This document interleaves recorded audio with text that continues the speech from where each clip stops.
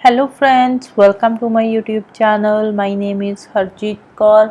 आज हम डिस्कस करेंगे 10th ऑफ जुलाई के डेली करंट अफेयर क्वेश्चंस।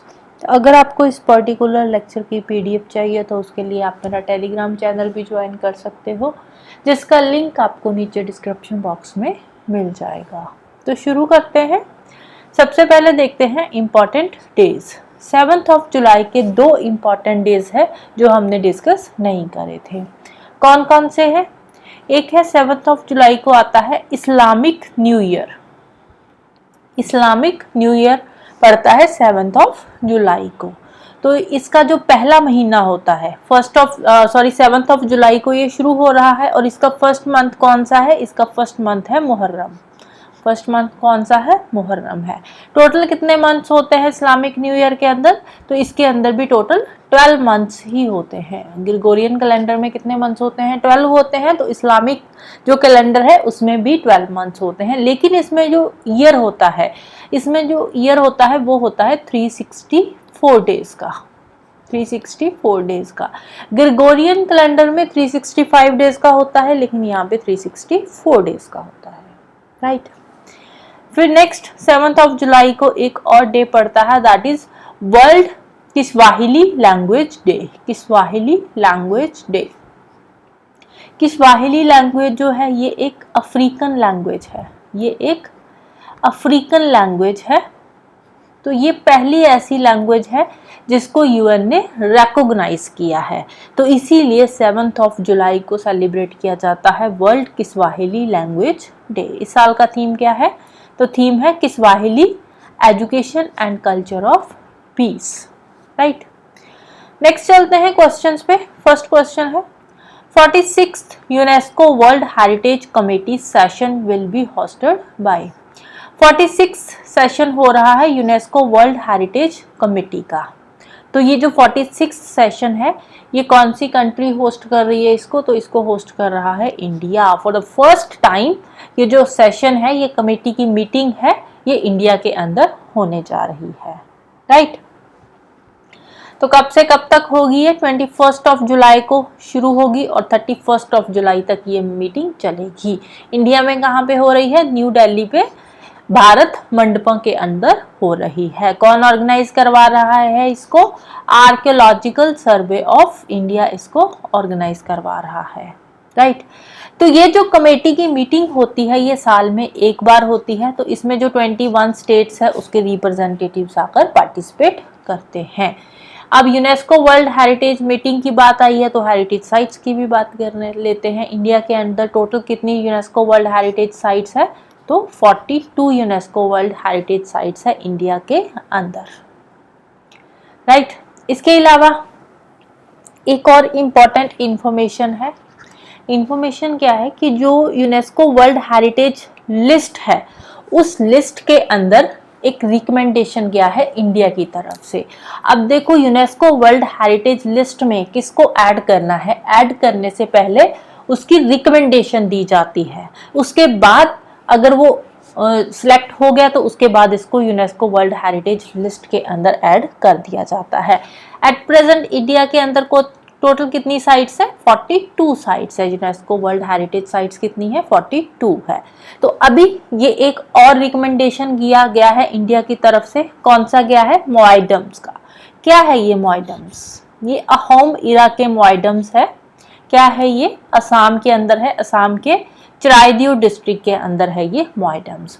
मोआइडम्स माना जाता है कि अहोम एरा के टाइम पे जो रॉयल फैमिलीज थी उनकी रेस्टिंग प्लेस थी।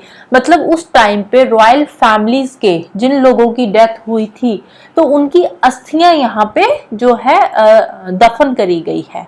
अब जैसे इजिप्ट में ग्रेट पिरामिड्स है, वहां पे क्या मम्मीज बनाई हुई है, तो वहां पे भी तो वही है ना कि जो लोग उस टाइम पे मरे थे, जो रॉयल फैमिलीज के लोग मरे थे, तो उनको वहां पे दफन करके उनपे पिरामिड्स बनाए गए हैं। तो सेम यहाँ पे है। अब हिंदू ट्रेडिशन क्या है कि उसके अकॉर्डिंग हम जो बॉडी होती है उसको हम जला देते हैं। तो उसके बाद जो अस्थियां होती है उन अस्थियों को यहाँ पे दफन किया गया है। तो उनकी ये रेस्टिंग प्लेस है जिसको बोलते हैं मोआइडम्स। तो इसकी रिकमेंडेशन गई है इंडिया की तरफ से, किसने दी है? इंटरनेशनल एडवाइजरी बॉडी ने, जिसका नाम है ICOMOS, international council for monuments and sites. अभी रिकमेंडेशन गई है, अगर इसको सिलेक्ट कर दिया जाता है तो एक और जो है यूनेस्को वर्ल्ड हेरिटेज साइट वो ऐड हो जाएगी, राइट। नेक्स्ट है, how many Kirti and Shaurya Chakras are presented respectively. Kirti and Shaurya Chakra ये क्या है? ये गैलेंट्री अवार्ड्स है, ये इंडिया के गैलेंट्री अवार्ड्स है जो दिए जाते हैं। साल में 2 बार अनाउंस किए जाते हैं। 2 बार कब अनाउंस किए जाते हैं? एक तो 26 जनवरी को अनाउंस किए जाते हैं, दूसरा 15 अगस्त को ये अनाउंस किए जाते हैं गैलेंट्री अवार्ड्स। अब जो गैलेंट्री अवार्ड्स होते हैं ना, ये भी 2 तरह के होते हैं। एक होते हैं पीस टाइम, दूसरे होते हैं वॉर टाइम। एक तो होते हैं पीस टाइम गैलेंट्री अवार्ड्स और दूसरे होते हैं war time gallantry awards. Peace time में अगेन 3 कैटेगरीज आती है, वॉर टाइम में अगेन 3 कैटेगरीज आती है। अब जो कीर्ति और शौर्य चक्र दिए गए हैं, ये कौन से गैलेंट्री अवार्ड्स है? ये पीस टाइम गैलेंट्री अवार्ड्स है।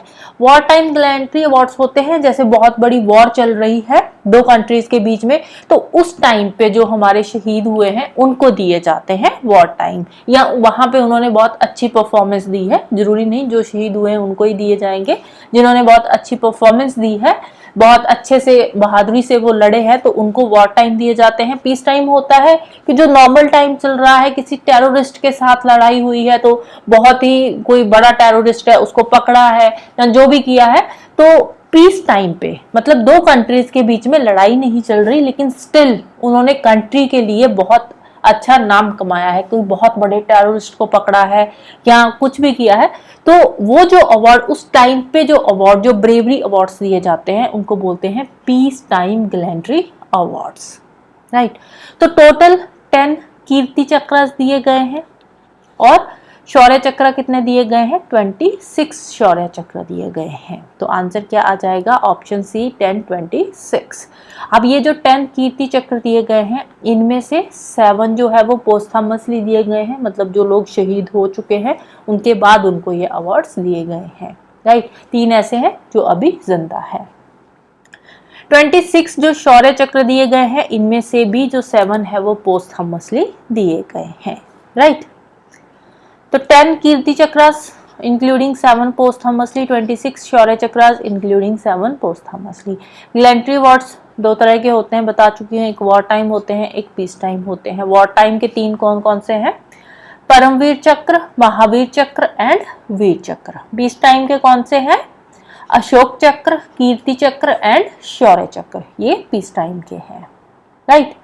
तो इनको याद कैसे कर सकते हो वॉर एंड पीस टाइम को? जो वॉर टाइम के अवार्ड्स है ना, तो इसमें क्या आता है? वीर आता है, परमवीर, महावीर, वीर चक्र। तो जो वीर वाले हैं वो वॉर टाइम है, दूसरे वाले जो है अशोक, कीर्ति एंड शौर्य चक्र, ये है पीस टाइम अवार्ड्स। लेकिन अगर हम इसकी एक क्रोनोलॉजी देखें तो सबसे जो हाईएस्ट रैंक पे अवार्ड आता है वो आता है परमवीर चक्र। सबसे हाईएस्ट अवार्ड है परमवीर चक्र, फिर सेकंड आता है अशोक चक्र, थर्ड आता है परमवीर चक्र, फोर्थ कीर्ति चक्र, फिफ्थ आता है वीर चक्र और सिक्स्थ आता है शौर्य चक्र। नेक्स्ट है वर्ल्ड फेमस रथ यात्रा held in which state of India. रथ यात्रा, वर्ल्ड फेमस रथ यात्रा कौन सी स्टेट में हुई है? इसको एक और नाम से भी जाना जाता है, वर्ल्ड फेमस रथ यात्रा भी बोलते हैं इसको, और जगन्नाथ रथ यात्रा भी बोलते हैं। कौन सी रथ यात्रा? जगन्नाथ रथ यात्रा। जगन्नाथ रथ यात्रा तो कहाँ पे होती है? ये पुरी में होती है, राइट, पुरी टेम्पल। तो ओडिशा के अंदर है ये जगन्नाथपुरी टेम्पल। तो ओडिशा स्टेट से रिलेटेड है। कौन सी स्टेट से रिलेटेड है? ये ओडिशा स्टेट से रिलेटेड है। तो ये जो फेस्टिवल होता है, ये जो रथ यात्रा निकाली जाती है, तो ये कब निकाली जाती है? तो ये हिंदू कैलेंडर के अकॉर्डिंग निकाली जाती है। जो आषाढ़ महीने की, आषाढ़ महीने का जो शुक्ल पक्ष होता है उसमें जो द्वितीय तिथि होती है, तो उस टाइम पे ये फेस्टिवल सेलिब्रेट किया जाता है, जो कि इस बार पड़ा है 7 जुलाई को, राइट। तो इसमें 3 गॉड्स है जिनकी पूजा करी जाती है। ग्रैंड फेस्टिवल है कि कौन से 3 गॉड्स को डेडिकेटेड है? एक है lord Jagannath, lord Balabhadra and goddess Subhadra, इन 3 गॉड्स को डेडिकेटेड ये जो फेस्टिवल है वो सेलिब्रेट किया जाता है। नेक्स्ट है which states mica mines are child labour free according to NCPCR, national commission for protection of child rights के अकॉर्डिंग कौन सी स्टेट है, ऐसी स्टेट है जहाँ पे mica mines child labour free है, वहाँ पे एक भी बच्चा काम नहीं कर रहा। चाइल्ड लेबर किसको माना जाता है, जो 14 ईयर्स या उससे कम एज का बच्चा माइंस में काम कर रहा है वो चाइल्ड लेबर के अंदर आता है, राइट। तो कौन सी स्टेट है, स्टेट का नाम है झारखंड। झारखंड स्टेट की जो माइका माइंस है वो चाइल्ड लेबर फ्री हो चुकी है according to NCPCR। National commission for protection of child rights ने ये डिक्लेयर किया है कि जो झारखंड की माइका माइंस है वो चाइल्ड लेबर फ्री हो चुकी है। एक इवेंट हुआ था झारखंड के कोडरमा में जहां पे ये उन्होंने अनाउंसमेंट करी है। अब पहले ये जो माइका माइंस थी यहाँ पे लगभग 20,000 बच्चे थे जो काम कर रहे थे। अब माइंस वगैरह में काम करना बच्चों के लिए सेफ नहीं होता, तो वहां पे चाइल्ड लेबर अलाउड नहीं है माइंस में। नेक्स्ट है प्रोजेक्ट परी। परी क्या है, पब्लिक आर्ट ऑफ इंडिया। तो ये लॉन्च किया गया है, परी प्रोजेक्ट किस लिए लॉन्च किया गया है, तो इसको लॉन्च किया, अभी हमने पढ़ा था ना कि यूनेस्को की मीटिंग हो रही है, यूनेस्को वर्ल्ड हेरिटेज साइट्स की एक मीटिंग हो रही है, 46 मीटिंग है जो इंडिया में हो रही है, इंडिया होस्ट कर रहा है, दिल्ली में भारत मंडपा में ये मीटिंग हो रही है। तो कब से कब तक है ये मीटिंग, 21 जुलाई से लेकर 31 जुलाई तक ये मीटिंग चलेगी, राइट। तो उसके लिए ये तैयारियां चल रही है, तो उसी के लिए ये प्रोजेक्ट परी जो है ये लॉन्च किया गया है, पब्लिक आर्ट ऑफ इंडिया। तो प्रोजेक्ट परी के तहत दिल्ली की ब्यूटिफिकेशन करी जाएगी, राइट। जैसे जो दिल्ली की दीवारें हैं वहां पे कोई आर्ट वर्क बनाया जाएगा, तो इस तरह से पूरी तरह से दिल्ली को सजाया जाएगा। भारत मंडपा पे ये मीटिंग है, तो वहां पे इसको दिल्ली को पूरी तरह से अच्छे से सजाया जाएगा मीटिंग के लिए, क्योंकि फर्स्ट टाइम इंडिया इसको होस्ट कर रहा है। और ये जो प्रोजेक्ट परी है इसको कौन एग्जीक्यूट कर रहा है, एक है ललित कला अकादमी और दूसरी है national gallery of modern art. तो ये दिल्ली की ब्यूटिफिकेशन के लिए इन्होंने प्रोजेक्ट परी जो है वो लॉन्च किया है, क्योंकि वर्ल्ड हेरिटेज कमेटी की 46 सेशन की मीटिंग है जो दिल्ली के अंदर हो रही है। यूनेस्को वर्ल्ड हेरिटेज कमेटी की मीटिंग है, right. UNESCO world heritage committee की मीटिंग है। नेक्स्ट है एक पेड़ माँ के नाम। ये कैंपेन है एक पेड़ माँ के नाम। ये कैंपेन कौन सी स्टेट में शुरू किया जा रहा है, तो ये कैंपेन है मध्य प्रदेश में, शुरू हो चुका है, 15 जुलाई तक ये चलेगा। 7 जुलाई को ये शुरू हो गया था और 15 जुलाई तक ये कैंपेन जो है वो चलेगा। तो नाम क्या है, एक पेड़ माँ के नाम। ये शुरू हुआ था डॉक्टर श्याम प्रसाद मुखर्जी की बर्थ एनिवर्सरी पे, एक पेड़ माँ के नाम। तो मध्य प्रदेश की जितनी भी सिटीज़ है, विलेजेस है, वहाँ पे ये कैंपेन चलाया जाएगा 15 जुलाई तक। और ये मतलब ये एक एस्टीमेट है कि 15 जुलाई तक मध्य प्रदेश में अंडर दिस कैंपेन एक पेड़ माँ के नाम, इस कैंपेन के अंडर अप्रोक्सीमेटली 5.5 करोड़ ट्रीज जो है वो लगाए जाएंगे। कितने, 5.5 करोड़ ट्रीज जो है वो लगाए जाएंगे। नेक्स्ट है government makes ISI mark is mandatory for which type of utensils. किस तरह के यूटेंसिल्स के लिए ISI मार्क गवर्नमेंट ने मैंडेटरी कर दिया है, किसने किया है, FSSAI ने, food safety and standard authority of India ने ये मैंडेटरी करा है कि जो स्टेनलेस स्टील के बर्तन है या फिर एल्युमिनियम के बर्तन है, यूजुअली घरों में स्टेनलेस स्टील और एल्युमिनियम के यूटेंसिल्स यूज किए जाते हैं, तो इन पे ISI मार्क जो है वो मैंडेटरी कर दिया है FSSAI ने। नेक्स्ट है know your army programme. Know your army programme, और इस साल जो कारगिल दिवस है उसकी 25th एनिवर्सरी है, तो कारगिल वॉर को 25 साल हो जाएंगे इस साल। तो कारगिल दिवस की जो 25th एनिवर्सरी है, तो उस एनिवर्सरी के चलते हुए बहुत सारे प्रोग्राम्स लॉन्च हो रहे हैं, तो जिसमें से एक प्रोग्राम है know your army, right. Kargil दिवस पे दिवस की तैयारियां चल रही है, जिसके चलते हुए नो योर आर्मी प्रोग्राम जो है वो शुरू हो रहा है। कौन सी स्टेट में या यूटी में ये शुरू हो रहा है, ये शुरू हो रहा है ले के अंदर। कहाँ पे शुरू हो रहा है, ले में ये शुरू हो रहा है। कारगिल दिवस कब होता है? कारगिल दिवस कब है? ये है 26 जुलाई को है कारगिल विजय दिवस, राइट। तो 25th एनिवर्सरी है, तो इसके लिए अलग अलग प्रोग्राम्स जो है वो लॉन्च हो रहे हैं, जिनमें से एक प्रोग्राम है नो ईयर आर्मी। नेक्स्ट है प्रोजेक्ट जीवन समर्थ। जीवन समर्थ प्रोजेक्ट है, ये किसने लॉन्च किया है? तो ये लॉन्च किया गया है by the LIC life insurance corporation के द्वारा प्रोजेक्ट जीवन समर्थ लॉन्च किया गया है to meet customers evolving needs. Customers की नीड्स को पूरा करने के लिए प्रोग्राम शुरू किया गया है, सो दैट कि कस्टमर्स और एजेंट्स के बीच का जो रिलेशन है वो अच्छा रहे और जो कस्टमर्स की नीड्स है उनको अच्छे से समझा जाए और उनको फुलफिल किया जाए। नेक्स्ट है शहर प्रोग्राम इज लॉन्च्ड। शहर प्रोग्राम लॉन्च किया गया है किस लिए? कि जो वुमेन इंटरप्रेन्योर है उनको एम्पावर करने के लिए, उनको बिजनेस के बारे में और ज़्यादा एजुकेशन देने के लिए, ट्रेनिंग देने के लिए शहर प्रोग्राम जो है वो लॉन्च किया गया है to empower women entrepreneurs, right. Entrepreneurs, women entrepreneurs को एम्पावर कैसे किया जा सकता है? उनको बिजनेस के बारे में ट्रेनिंग देना, एजुकेशन देना, राइट। तो शहर क्या है? एक क्रेडिट एजुकेशन प्रोग्राम है, किसने लॉन्च किया है? Women entrepreneurship platform and TransUnion CIBIL ने मिलकर इसको लॉन्च किया है। नेक्स्ट है दिव्या कला मेला एंड दिव्या कला शक्ति मेला। एक दिव्या कला मेला है और दिव्या कला शक्ति मेला है, ये कौन सी स्टेट में दोनों हो रहे हैं? कौन सी स्टेट में है? तो ये है ओडिशा स्टेट में, राइट। दिव्या कला मेला एंड दिव्या कला शक्ति मेला है। तो ओडिशा के भुवनेश्वर में ये होंगे। भुवनेश्वर में Kalinga institute of industrial technology है, KIIT, Kalinga institute of industrial technology जो है वो इसको, ये जो मेला है दिव्या कला एंड दिव्या कला शक्ति मेला जो है इसको ऑर्गेनाइज करवा रही है। कब से कब तक है?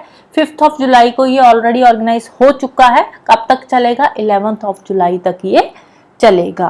तो ये जो है यहाँ पे दिव्यांगजन्स के लिए ये जो है मेला है वो सेलिब्रेट किया जा रहा है। यहाँ पे 6 स्टेट्स के दिव्यांगजन्स है वो आएंगे along with their dignitaries, right. कौन सी 6 स्टेट्स के दिव्यांगजन्स यहाँ पे आ रहे हैं? उत्तर प्रदेश, वेस्ट बंगाल, बिहार, झारखंड, उत्तराखंड एंड ओडिशा के दिव्यांगजन्स यहाँ पे जो इनॉग्रेशन हुई थी उस टाइम पे आए थे, राइट। आ रहे हैं, नहीं आए थे, क्योंकि 5 जुलाई को शुरू हो चुका है, 11 जुलाई तक ये चलेगा, 11 जुलाई को खत्म हो जाएगा। कौन सा इंस्टीट्यूट करवा रहा है? Kalinga institute of industrial training, campus in Bhubaneswar, Odisha. Next है मसूद पेजेश्कियान। मसूद पेजेश्कियान ये कौन सी कंट्री के प्रेसिडेंट बने हैं? मसूद पेजेश्कियान ये रिसेंटली बने हैं ईरान के प्रेसिडेंट। कौन सी कंट्री के? ईरान के president.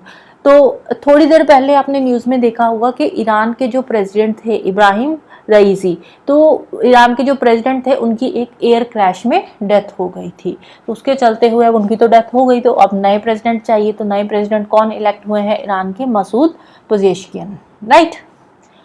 So that's all for today.